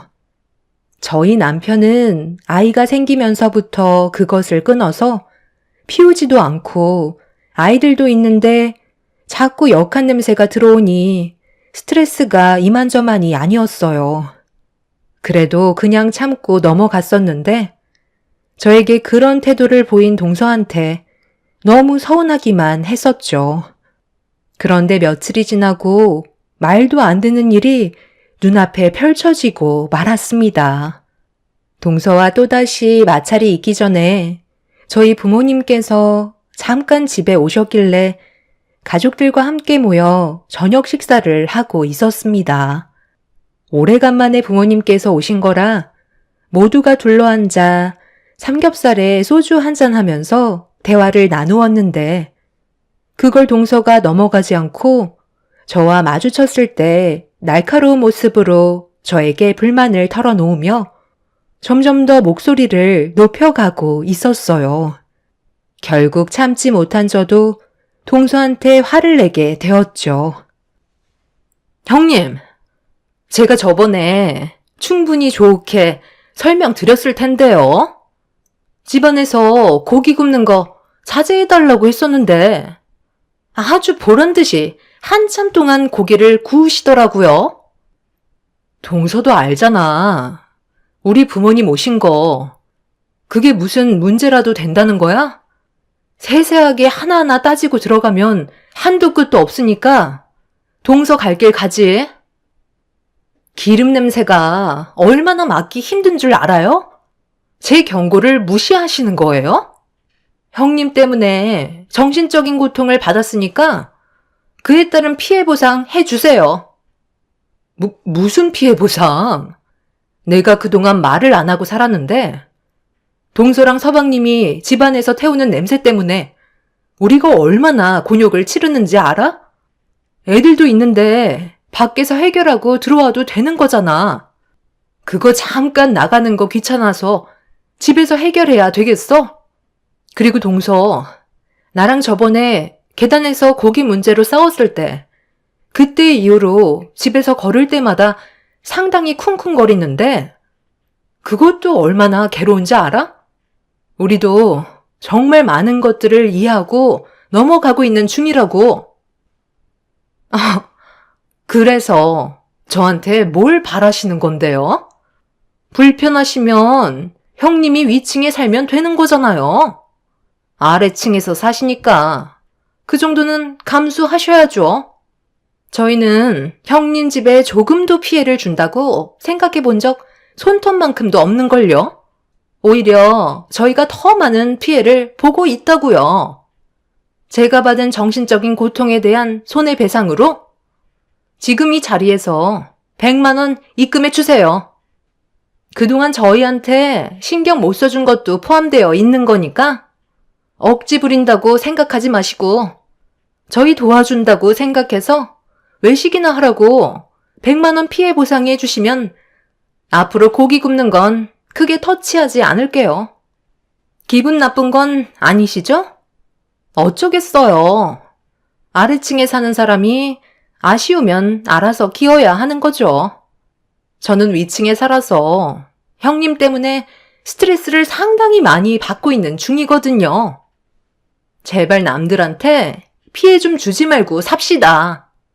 저 정말 조용히 살고 싶다고요. 가족이라면서요? 그럼 제가 받는 스트레스도 이해해 주셔야죠. 지금 당장 100만 원 입금 안 해주시면 집에 못 들어가세요. 저는 동서의 어이없는 말에 더 이상 놀아나고 싶지 않아 그냥 무시하고 사는 게 좋을 것 같아 계단을 가로막고 있는 동서를 밀친 뒤 집으로 들어가려는 순간 동서가 자기를 밀쳤다면서 저를 돌려 세우더니 갑자기 얼굴에 손을 올려 붙였고 하필 잠깐 옥상에 볼일 때문에 나오신 저희 부모님이 동서가 제 뺨에 손을 올리는 걸 바로 앞에서 목격하고 말았네요. 동서도 저희 집 현관문을 열고 나오시는 부모님을 보고 많이 당황했는지 움찔거리면서 천천히 뒷걸음질 쳤지만 이미 부모님께서 동서가 제 뺨에 손을 댄 걸 전부 다 목격했기 때문에 더 이상 상황을 좋게 마무리할 수는 없었습니다. 엄마는 한참 어린 동서가 제 뺨을 올렸다는 거에 분노하셔서 동서한테 달려들었고 동네가 떠나갈 정도로 엄마는 동서를 가만두지 않겠다며 난리를 치셨습니다. 결국 퇴근한 남편이 말리기 시작했고 뒤이어 건물 안으로 들어온 시동생이 경악을 하면서 더 이상 문제가 커지지 않게 하려고 저희 모두를 말리고 있었어요. 참다 못한 엄마는 동서한테 당장 짐을 빼라며 더 이상 받아주지 않겠다고 동서내외와의 전세 계약을 파기하겠다면서 집안의 물건을 다 밖으로 빼겠다고 흥분을 가라앉히지 못하셨어요. 동서집의 문고리를 잡고 당장 문을 열라며 난리를 치셨는데 갑자기 시동생과 동서가 다시는 이런 일은 없을 거라고 용서를 구하기 시작했어요. 절대 들어가지 못하게 하려고 날뛰시는 엄마를 붙잡으면서 진정시키려 노력하는 동서내의 행동이 좀 이상하게 느껴지게 되자 저희도 집안을 확인시켜 달라는 말을 꺼내게 되었죠. 결국 온 집안 식구들이 시동생과 동서를 압박하자 고개를 들지 못하고 있던 동서가 천천히 문을 열었는데 그 순간 경악할 만한 풍경이 눈앞에 펼쳐지고 말았습니다. 집안 전체가 발을 디딜 틈도 없이 전부 쓰레기로 가득 차 있었고 청소는 언제 했는지 모를 정도로 악취가 진동을 하고 있었어요. 사람이 살 수 있는 환경은 도저히 아니었어요. 가끔 TV에서 보던 그런 집들이 눈앞에 펼쳐져 있는데 자주 왔다 갔다 하는 길은 그나마 깨끗한데 다른 곳들은 전부 다 새까맣게 변색이 되어 있는 상태였죠. 더군다나 집안에서 그것을 피워서 그런지 집안 전체에 있던 하얀색 도배지는 누렇게 변해버려 쓰레기 냄새와 악취가 진동을 하고 있었습니다. 이런 집에서 5년을 살았다는 게 믿어지지가 않았어요. 그제서야 제가 동서 집에 잠깐 들어가려 했을 때도 들어오지 못하게 했던 행동들이 이해가 되더라고요. 자신들도 집안이 더럽다는 걸 알면서도 치우는 게 귀찮아 하루 이틀 미루다 보니 나중에는 엄두가 나지 않을 정도로 커지게 됐다면서 죄송하다는 말을 했지만 이미 집은 만신창이가 되어 버렸기 때문에 엄마는 동서내외를 용서할 수가 없었는지 부동산에 가셔서는 동서와 계약했던 전세 계약서를 가지고 오셔서는 두 사람이 보는 앞에서 쫙쫙 파기해 버렸습니다. 당장 나가라고 소리를 질렀지만 저희 부부가 알지 못했던 또 다른 문제가 엄마와 동서내외 사이에 무언가 있다는 걸 알게 되었고 엄마의 입 밖으로 나온 한마디에 저는 입을 다물지 못할 정도로 엄청난 충격을 받고 말았어요. 동서내외는 저희 엄마와 몇 달 전 재계약했을 당시 보증금이 급하게 필요하다면서 빠른 시일 내에 다시 주겠다고 부탁하길래 엄마는 그걸 믿고 받았던 보증금을 동서내외한테 돌려주었고 꽤 시간이 지났는데도 보증금을 주지 않아 갈등이 있었지만 동서가 간곡히 비밀로 해달라는 말에 엄마는 저희 부부한테 제대로 말도 꺼내지 못하고 있었어요. 전에 시동생 내외가 사고 쳤던 사실은 저희 부모님께서 전혀 모르고 계셨죠. 남편은 엄마한테 줘야 되는 전세 계약 보증금은 어디 있냐고 시동생한테 물어보자 한참 동안 머뭇거리더니 사용했다는 곳이 신혼여행 때 즐거웠던 기억을 잊지 못해 또다시 동서와 함께 노름장에 발을 들였고 한 푼도 남지 않은 상태에서 집으로 돌아온 시동생과 동서는 월급을 받는 족족 엄마한테 월세 개념으로 조금씩 주고 있었습니다. 엄마는 동서내외가 딱한 사정이 있을지도 모른다고 생각해 아무 말도 하지 않고 가족이라는 명분 때문에 기다려주고 있었는데 시동생과 동서는 정신을 차리지 못한 채 달라지는 모습을 전혀 보여주고 있지 않았었죠.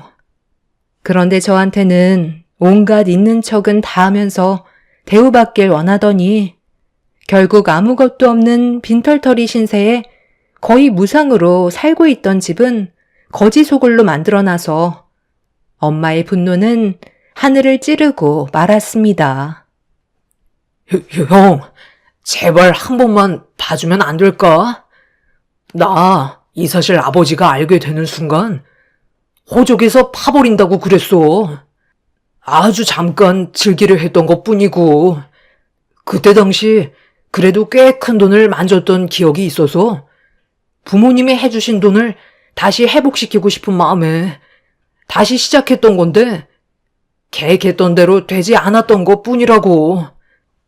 내가 절대로 그런 곳에 다시는 가지 말라고 했을 텐데 아직까지 정신을 차리지 못한 거야?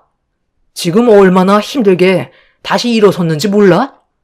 그새를 못 참고 우리한테까지 비밀로 하면서 보증금을 전부 탕진하고 돌아와? 그것도 모자라서 집안 꼴을 돼지우리로 만들어놔? 한두 살 먹은 나이도 아니고 30대 중반이나 됐으면서 왜 이렇게 철없이 행동하는 거야? 앞으로 어떻게 살아가려고 이런 식으로 막장 인생을 살아가는 건데? 어찌됐든 너는 이 집에 살 수 있는 돈도 없을 뿐더러 집을 이 지경으로 만들어놨으니까 전부 다 수리해주고 집에서 나가면 될 것 같네. 그리고 이 사람이 재수씨 손윗 사람인데 어떻게 그런 태도를 보일 수 있어? 이 사람이 저번에 나한테 얘기했을 때 뭔가 느낌이 좋지 않았었는데 결국 이를 이 지경으로 만들어서 속이 시원해요? 나이 차이가 얼만데 감히 이 사람 얼굴에 손을 대는 게 잘한 행동이냐고? 고기 굽는 게 뭐가 어때서? 집안 꼴을 이 지경으로 만든 재수씨가 그런 말을 할 처지는 아니지 않나? 아주버님, 정말 죄송해요. 솔직히 저는 식사 초대를 해주지 않았던 것 때문에 서운해서 그렇게 행동했었어요. 저희가 가진 게 없다 보니까 제대로 된 끼니를 해결하는 것도 벅찼는데 그렇다고 저희도 같이 먹자는 말을 하기도 그렇고 돈도 다 탕진했다는 말을 하는 건 더더욱 안 되니까 저희 좀 불러달라고 돌려서 했던 말이 상황을 악화시킬 줄 몰랐네요. 서운했던 감정이랑 돈까지 다 잃어서 복합적인 상태에서 안 좋은 감정을 쏟아냈던 것 같아요. 정말 죄송합니다. 지금 동서가 한 행동은 감정 조절이 되지 않는 어린애들보다 못한 수준이야. 앞으로의 미래가 보이지 않는데 둘이서 어떻게 살아간다는 거야? 아무리 화가 나도 그렇지. 내가 동서보다 한참 나이가 많고 손윗 사람인데 함부로 손을 올렸다는 건 단순히 넘어갈 문제가 아니라고 생각해. 잘못한 만큼 그에 따른 대가는 감수해야 될 거고 지금 당장 이 집에서 나가. 우리 부모님께서 한평생 힘들게 일하셔서 마련하신 건물인데 동서집도 아니면서 이렇게 함부로 사용했다는 건 나도 조용히 넘어갈 수 없어. 내 말 무슨 뜻인지 알았으면 당장 짐 싸서 친정을 가던지 길거리에 나앉던지 더 이상 내 할 바 아냐. 저도 이성의 끈을 놓아버려 있는 힘껏 동서의 양뺨에 손을 올려 붙였어요.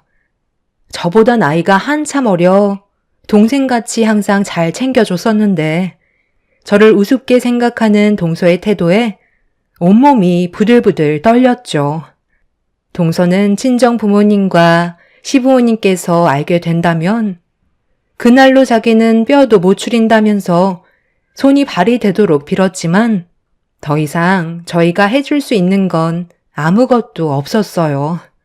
시부모님과 약속했던 각서가 있었기 때문에 시동생과 동서와의 관계에는 상당히 심각한 문제가 생기고 말았죠.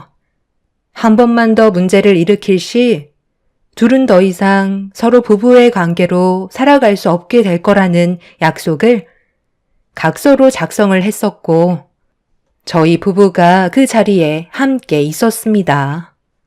결국 이번 일은 시부모님과 동서의 친정 부모님 귀에 전부 들어가게 되었고 동서가 저에게 했던 행동들에 대해 동서의 친정 부모님께서 직접 오셔서 저희 가족한테 용서를 구하셨습니다. 그리고 직접 모든 집수리를 다시 새 것처럼 만들어 주신 뒤 다시 한번 고개를 숙이고 돌아가셨어요. 시부모님께서는 각서에 적혀 있던 내용대로 둘의 관계는 정리하는 게 좋을 것 같다고 화를 내셨지만 시동생과 동서는 그래도 서로 부부라고 절대로 떨어지지 않겠다고 하자 앞으로의 인생 알아서 살아가라며 결국 인연을 끊어 버리셨네요. 동서와 시동생은 그렇게 시댁 집안에 발도 못 붙이며 어디에선가 쥐죽은 듯이 살아가고 있는 중입니다. 둘 다 나이만 먹었지 하는 짓은 너무 철이 없어서 차라리 저희 가족 앞에 나타나지 않는 게 도움이 될 것 같았어요. 그런데 며칠 전에 동서가 저한테 연락을 취해 왔습니다. 다름이 아니라 저와 다시 좋은 관계로 발전해 나갈 수 없냐고 도움의 손길을 요청하고 있는 상태입니다. 돈이 없는 상태에서 다시 시작하려니 너무 힘들다고 마지막으로 한 번만 도와달라고는 하는데 저는 그럴 선택권이 없기 때문에 동서의 부탁을 들어주지 않았어요. 아직은 때가 아니라고 생각합니다. 앞으로 더 고생을 해봐야 정신을 차릴 것 같네요. 여러분들 주위에도 나이만 먹었지 철이 덜 든 가족들이 있을 텐데 문제를 일으켰을 때 어떻게 해결하셨나요? 생각 없이 행동하는 시동생과 동서를 보니 답답하기만 합니다. 솔직히 두 번 다시 마주치고 싶지 않아요. 가족들이 받게 될 피해가 너무 클 테니까요. 자신들이 얼마나 불행한 길을 선택했는지 충분히 반성하고 느꼈으면 좋겠습니다. 제 사연 들어주신 분들 오늘 하루도 힘내시고 행복하시길 바랍니다. 감사합니다. 안녕하세요. 저는 양평에 살고 있는 40대 여자입니다. 왜 하필 저에게 이런 일이 펼쳐졌는지 모르겠어요. 그저 행복하고 싶었을 뿐이었는데 이런 저에게 남편은 상처를 주었습니다.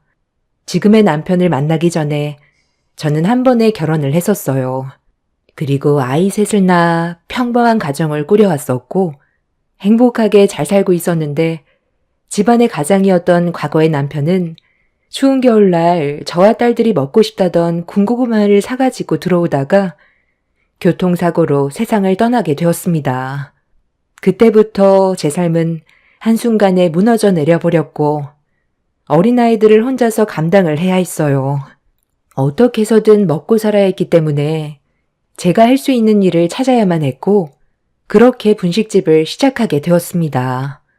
친정 부모님이 계셨더라면 정말 좋았을 텐데 저희 부모님께서도 건강상의 문제로 일찍 떠나셔서 도움을 받을 수 있는 곳은 없었어요. 남편한테는 시부가 있긴 했지만 말만 들었지 얼굴 한번 뵌 적이 없었어요. 부자지간 사이가 별로 좋지 않았었다는데 그 이유가 시부 때문에 시모가 사고로 세상을 떠나서 그때 이후부터 부자간의 관계가 틀어졌다는데 정확한 설명을 해주지 않아 더 이상 물어볼 수도 없었어요. 연락을 끊고 지낸 지가 20년이 넘어버렸기 때문에 연락처도 알 수가 없었죠. 미국에 있다는 말만 들었지 그 이상은 알 수가 없었습니다. 남편이 시부에 대한 증오심이 너무 커서 대화 자체를 꺼려 했었어요. 그렇게 남편의 장례를 혼자 치른 뒤 얼마 되지 않은 재산으로 분식집 하나 차려서 딸 셋을 힘겹게 키워왔는데 집안에 가장이 없다는 게 얼마나 힘든 일인지 남편이 떠나고 나서 알게 되었습니다. 앞이 너무 막막했었고 어떻게 살아야 될지 몰라 거의 매일을 눈물로 보내왔어요. 그렇게 정신없이 바쁜 생활들을 보내다 보니 어느덧 아이들은 초등학교에 입학하게 되었는데 그때부터 조금씩 삶의 여유가 생기기 시작하더라고요. 첫째 딸과 둘째 딸은 쌍둥이예요. 그리고 연년생으로 셋째 딸이 태어났죠. 셋 다 학교에 들어가고 나서부턴 감당이 안 될 것 같았던 제 삶에도 조금씩 여유가 생기기 시작했어요. 눈앞이 캄캄해서 아무것도 안 보이던 제 인생에도 조금씩 빛이 보이는 것 같았지만 또 다른 벽에 부딪히게 되는 일이 있었습니다. 아이들은 점점 커가는데 생활고는 달라지지가 않았어요. 아이들이 커갈수록 먹는 것부터 입는 거, 여러 가지로 생활에 필요한 것들이 점점 많아지다 보니 버는 돈에 비해 지출되는 돈이 훨씬 더 많았습니다. 대출빚도 어느 정도 있어서 아이들을 키울 때 최대한 빚을 지고 싶지 않았는데 이게 말처럼 쉬운 문제는 아니더라고요.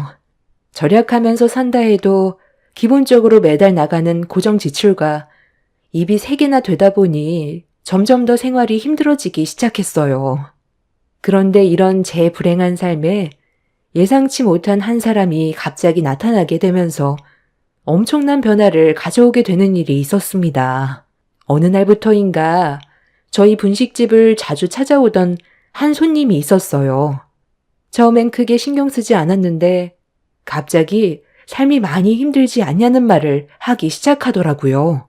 단골 손님이라 대화도 자주 나눴었기 때문에 제가 어떻게 살고 있는지 어느 정도는 알고 있어서 생활고에 시달리고 있다는 걸 알고 힘들지 않냐는 말을 꺼냈을 때 갑자기 눈물이 왈칵 쏟아졌어요. 남편이 떠나고 나서 그동안 앞만 보며 정신없이 달려오다 보니 저를 돌볼 시간이 없었는데 그 사람이 힘들지 않냐고 얘기했을 때 분식을 만들고 있던 제 손이 눈에 들어왔습니다.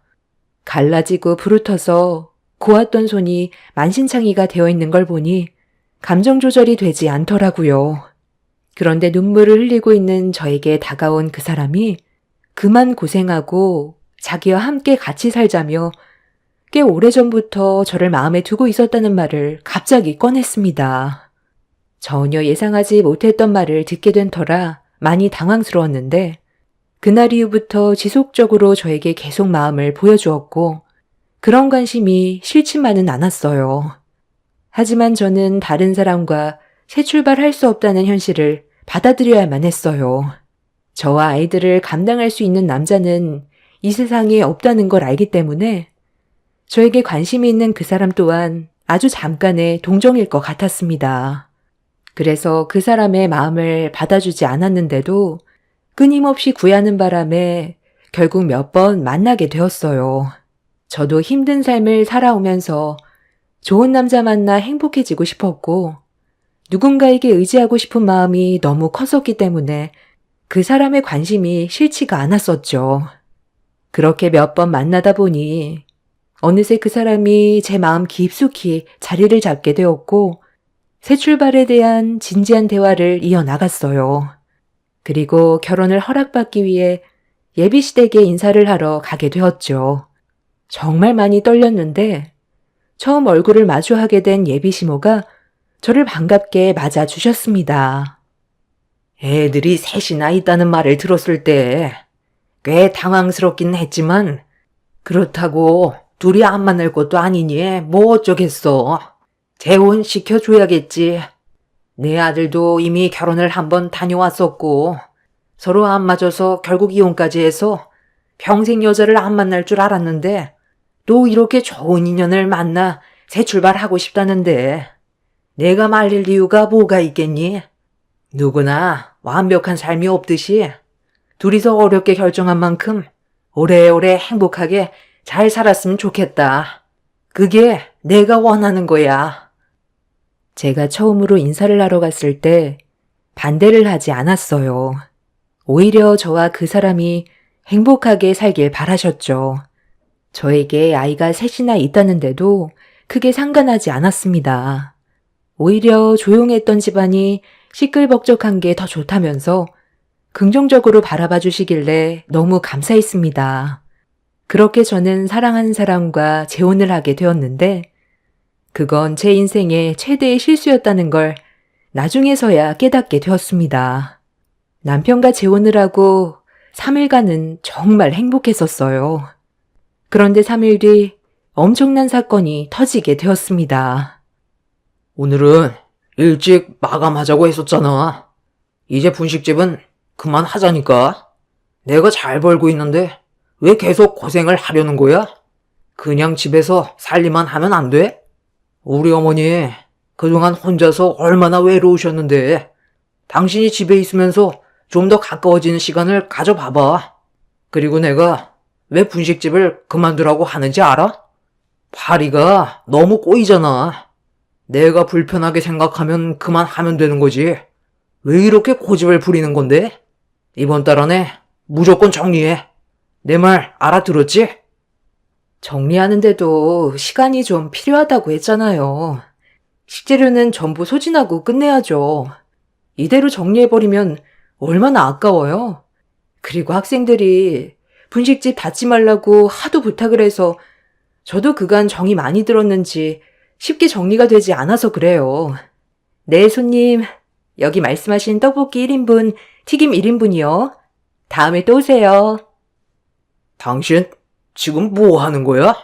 내가 그런 말 하지 말라고 그랬지? 뭘 다음에 또 와? 어차피 정리할 건데 내 말은 아예 들을 생각조차 없는 거야? 그리고 그 눈웃음은 또 뭔데? 당신이 이런 식으로 계속 꼬리를 치니까 남자들이 얼씬거리는 거 아니야? 한 번 말하면 좀 들으면 안 돼?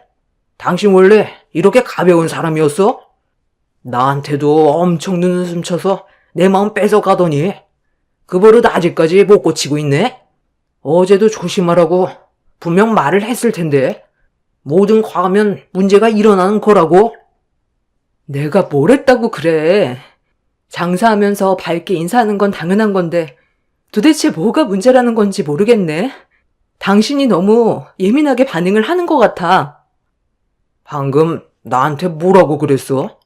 내가 한 가지는 분명히 지키라고 했을 텐데 내가 나이가 5살이나 많으니까 무조건 존대하라고 얘기했지? 이 사람이 나랑 재혼한 지 얼마나 됐다고? 벌써부터 말을 놓고 있어? 남편이 좋게 얘기하면 그냥 하면 되는 거지. 어디서 지금 말대꾸야? 내 말이 말 같지 않아? 하라면 하라고. 저에게 자상한 줄로만 알았던 남편이 손님들도 있는데 갑자기 화를 내면서 분식을 팔기 위해 준비해 놓았던 식재료들을 전부 다 바닥으로 내던지더니 테이블과 의자를 뒤엎어 버렸어요. 너무 놀란 저는 뭐 하는 짓이냐고 화를 냈지만 남편은 저를 노려보면서 자기 몰래 다른 남자를 만나고 있는 거 아니냐며 의심까지 하기 시작했어요. 상황을 더 악화시키고 싶지 않다면 하루빨리 분식집을 정리하고 집에나 처박혀 있으라고 거친 말을 쏟아내는데 그 모습을 결혼 이후 처음 보게 된 터라 많이 놀랐고 당황스러웠어요. 결국 남편이 그날 한바탕 난리를 치는 바람에 어쩔 수 없이 분식집 문을 닫고 집으로 돌아갈 수밖에 없었습니다. 그러니까 내가 뭐라고 그랬어? 내 아들 심기 건들지 않게 항상 조심하라고 얘기했잖아. 다른 남자들한테 살갑게 하는 거 별로 안 좋아한다고 얘기했을 텐데. 본식 장사하면서 항상 손님들 상대해야 되는데 내 아들한테 신경이 안 쓰이게 할 수는 없잖니? 상황을 악화시키지 말고 하루빨리 정리하는 게 좋지 않겠어? 우리 집안 돈이 없는 것도 아니고 내 아들이 부동산 사업하면서 그래도 꽤 자산을 모아뒀는데 그걸로 생활하면 충분하잖니? 시엠이랑 같이 사는 게 많이 불편해서 그러는 건 아니지? 내가 너한테 터치하는 게 뭐가 있니? 우리 집에서 함께 생활한 지 벌써 3일이나 지났는데 아직도 적응이 안 되는 거야? 장사를 하면서 어떻게 인상만 쓰고 있어요. 저도 정말 노력 많이 하는 거예요. 그리고 그 사람이 분식 가게를 정리했으면 좋겠다고 하는 것도 신중하게 생각하고 있고요. 저도 시간이 필요한데 무조건 정리하라고 하는 건 억지인 거죠. 아무리 약간의 의견 차이가 있다 해도 가게를 난장판으로 만들어 놓는 건 정말 문제가 있는 거라고요. 제가 얼마나 놀랐는지 아세요? 그리고 그이가 하는 행동을 보면 저와 결혼하기 전에는 원래 성격을 숨긴 건 아닌지 좀 의심스러워요. 뭐라고? 내 아들이 분식집을 난장판으로 만들어놔서 그래? 그런데 그건 네가 먼저 잘못한 거잖니? 내 아들 말을 들었으면 이런 일은 생기지도 않았겠지? 네가 잘못한 건 생각도 안 하고 내 아들한테만 문제가 있다고 얘기하는 건 아니지? 네가 내 아들의 의견을 따랐으면 그렇게 상황을 악화시켰겠니? 어머니, 저 왔어요. 당신 나랑 잠깐 얘기 좀 해. 내가 이 동네에서 발이 넓은 거 알고 있지? 내 주위 사람들 얘기를 좀 들어보면 당신이 어제 마트에서 장을 보고 있었는데 어떤 남자랑 한참 동안 웃고 떠들었었다며? 딱 봐도 같이 장 보면서 바람 피우고 있는 것 같은 느낌이 들었다는데 나한테 그거에 대해 설명 좀 해봐. 뭐? 내가 바람을 피웠다고? 당신이 지금 단단히 오해를 하고 있는 것 같은데 우리 결혼한 지 이제 막 3일 지났어. 정식으로 부부가 된 지 얼마 되지도 않았는데 무슨 바람이야. 그리고 당신만 이 동네에서 발이 넓은 거 아니야. 나도 이 동네에서 분식집을 얼마나 오래 했는데 동네 지나다니면 웬만한 사람들은 거의 다 알고 있을 정도라고. 마트에서 만났던 그분 우리 가게 단골 손님이셔.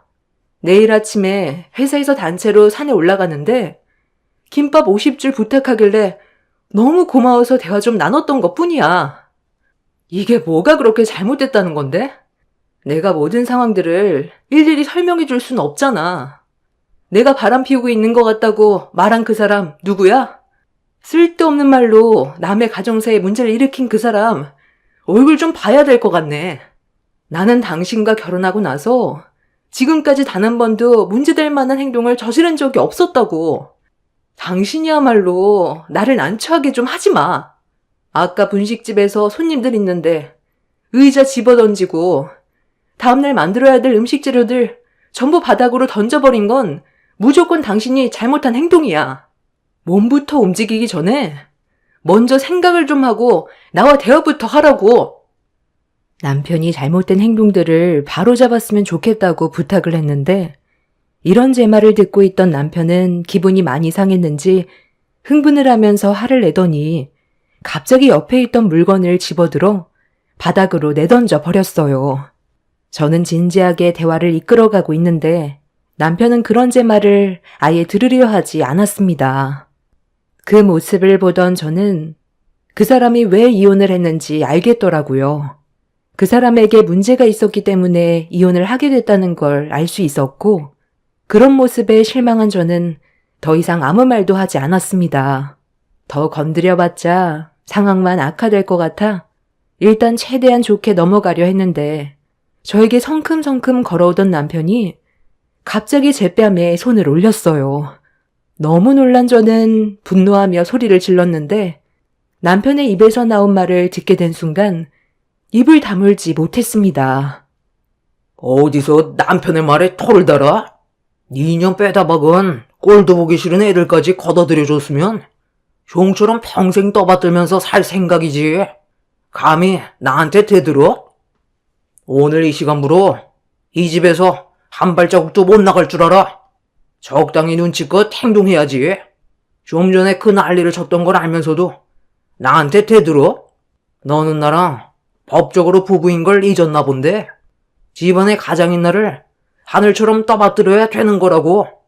좋게 말할 때 알아서 고개를 숙일 것이지. 뭘 잘났다고 고개를 쳐들어? 지금 뭐 하는 짓이야? 나한테 이러려고 지금까지 쫓아다닌 거야? 내가 잘못한 게 뭔데? 나는 지금까지 당신한테 조금이라도 피해주지 않으려고 정말 많이 노력하고 있었다고. 나한테는 애들도 셋이나 있으니까 그게 너무 미안해서 당신한테 조금이라도 짐이 되지 않게 하려고 분식집 일도 쉽게 놓지 못했던 거야. 우리 결혼한 지 이제 3일밖에 안 됐는데 어떻게 내 얼굴에 손을 올릴 수가 있어? 내가 사람을 잘못 본 것 같네. 그동안 가식적인 모습에 속았던 거였어. 그래서 뭐 어쩌려고? 이혼이라도 하게? 내가 널 놔줄 것 같아? 너를 내 여자로 만들려고 그동안 분식집에서 떡볶이 사 먹은 게 얼만데? 곱게는 못 보내주지. 그리고 너한테 있던 빚도 다 갚아줬잖아. 나랑 이혼하면 그 돈 다 토해내야 되는데 다시 예전처럼 가난에 찌든 삶으로 돌아가고 싶어? 마지막으로 경고하는데 내가 딱 한마디 하면 그냥 그 말에 무조건 따라. 내일 당장 분식집 처분하고 지금까지 장사하면서 알고 있던 남자들과는 눈조차도 마주치지 마. 알겠어? 남편의 충격적인 행동에 너무 놀란 저는 눈앞에 펼쳐진 현실이 믿어지지가 않았어요. 제가 그려왔던 남편과의 삶은 서로 배려하면서 남은 인생을 행복하게 사는 거였는데 결혼 3일 만에 남편한테 뺨을 맞게 될 거라곤 전혀 상상하지 못했습니다. 이 선택이 잘못된 거라는 걸 알게 되자마자 차라리 그냥 혼자 사는 게 좋을 것 같았어요. 제 인생에서의 행복은 사치라는 걸 알게 되었고 아이들한테까지 피해가 가기 전에 서둘러 이혼을 결정하는 게 좋을 것 같았습니다. 그래서 남편이 저에게 독서를 퍼부을 때 이혼 얘기를 꺼내게 되었는데 그 말을 듣자마자 남편은 정신을 못 차렸냐면서 제 어깨를 강하게 밀치더니 사정없이 두들겨 패기 시작했어요. 애들도 말을 듣지 않아서 시모가 힘들어한다며 저를 빼다 박아서 그런 것 같다고 본인이 저에게 사기를 당한 것 같다면서 큰 발로 저를 걷어차는데 과거에 진심으로 사랑해줬던 사고로 떠난 전 남편이 머릿속에 스쳐 지나갔어요. 항상 가정을 위해 모든 걸 희생해온 사람이었는데 그런 사람을 또다시 만날 수 없다는 걸 그때 알 수 있었네요.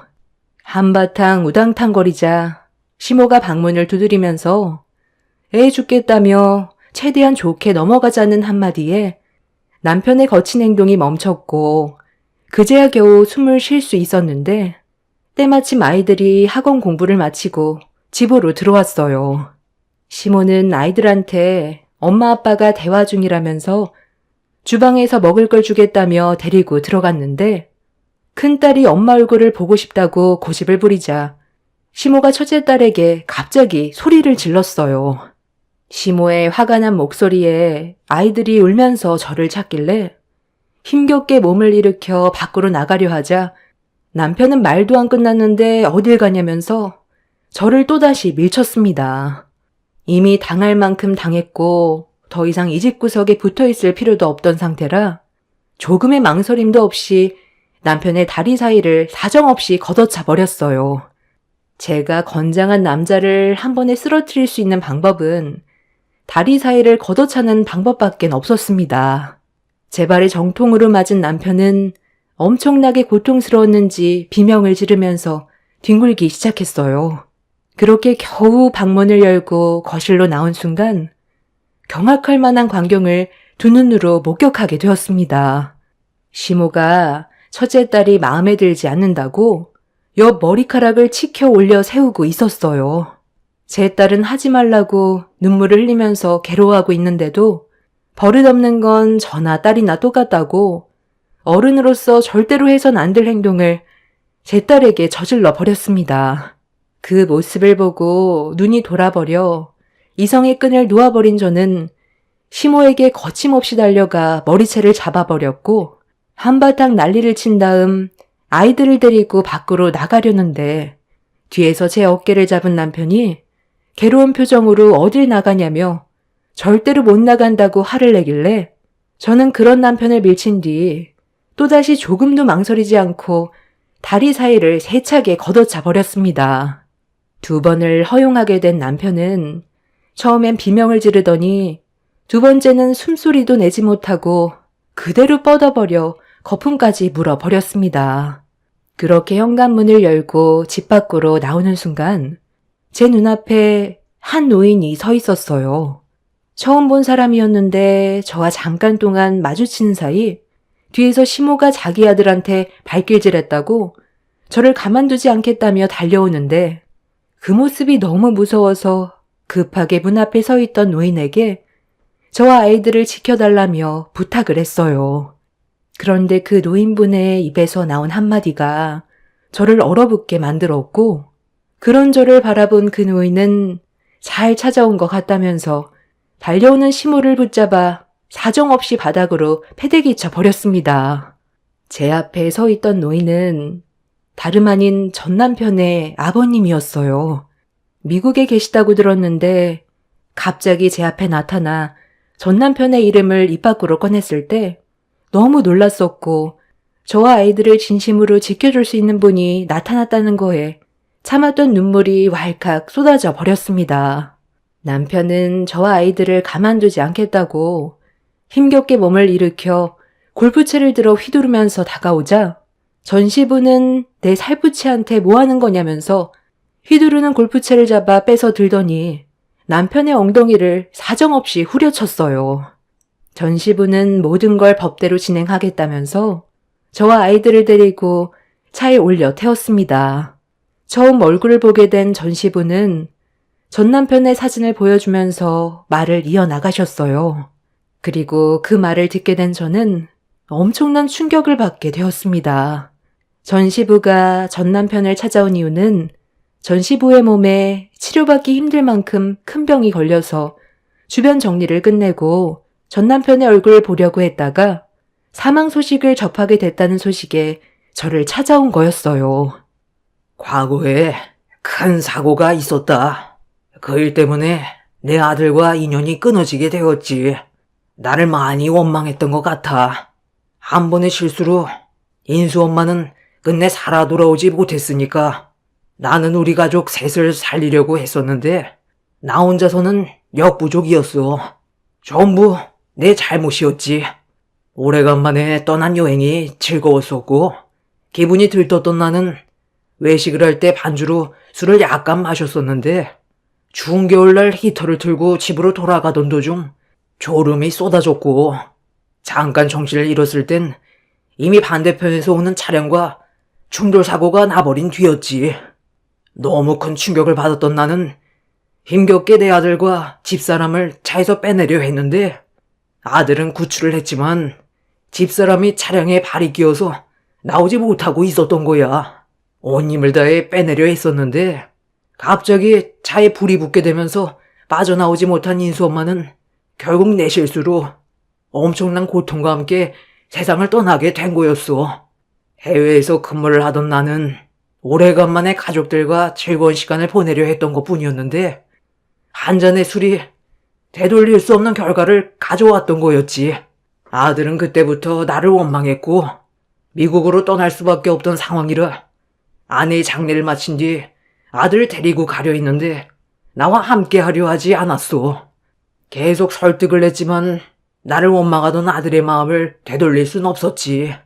결국 나 혼자 미국으로 떠나야만 했고 서로 연락을 끊고 살게 되었는데 세월이 지날수록 내 아들이 어떻게 살고 있는지 너무 궁금해서 미국에서 하던 일을 전부 다 정리하고 한국으로 돌아오려고 준비를 하고 있었는데 그날따라 배가 너무 아프더라고. 그래서 병원에서 검사를 받아봤더니 대장암 4기라네.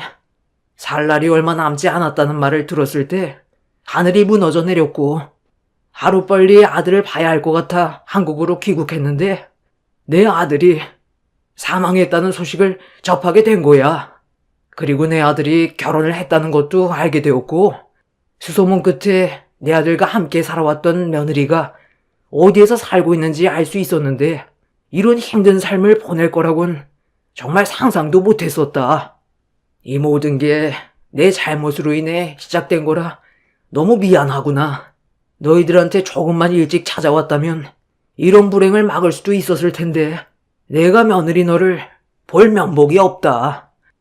전 시부의 과거를 듣고 난 이후 남편이 왜 전 시부를 원망했는지 이해할 수 있겠더라고요. 전 시부는 제가 어떻게 살아왔는지를 전부 듣게 되었고 그렇게 힘든 삶을 살아오면서 재혼을 했다가 문제가 생긴 것까지 전부 다 설명을 하게 되었습니다. 전 시부는 어려움이 있는 저를 도와주겠다며 현재의 남편과 이혼을 하기 위해 법적 소송을 같이 준비해 줬어요. 그리고 전 시부의 도움으로 저는 이혼을 하게 되었고 혼인 취소까지 받을 수 있었습니다. 혼인 당시 당사자 일방에 부부 생활을 계속할 수 없는 악질적인 중대한 사유가 있음에도 그런 모습을 숨기고 결혼을 했기 때문에 어렵지 않게 해결을 할 수가 있었어요. 그리고 지금 현재 병원에 입원한 전 시부 옆에서 병간호를 해드리고 있습니다.